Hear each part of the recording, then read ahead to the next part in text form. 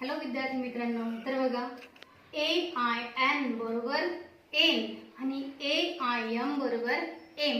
इथे आपण काही एन आणि एम वरून काही शब्द बनवलेले आहेत. तर ते बघा, इथे काही जोड शब्द घेतलेले आहेत. यातले काही जे शब्द आहेत ते मिनिंगफुल आहेत आणि काही मिनिंगलेस आहेत. फक्त हे कर्णाचं लिहिण्यामागचं कारण असं की इंग्रजी वाचन करत असताना हे आपल्याला सोपी जायला पाहिजे.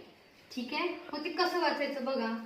BRAIN brain, claim, okay, and drain, flain, grain, hen, Jane, lame, main, plain, rain, sane, train and फेन.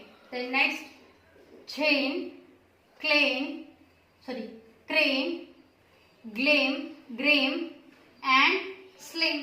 तर अशा पद्धतीने आपण इंग्रजी वाचनाचा सराव करूया. ठीक आहे, तर बघा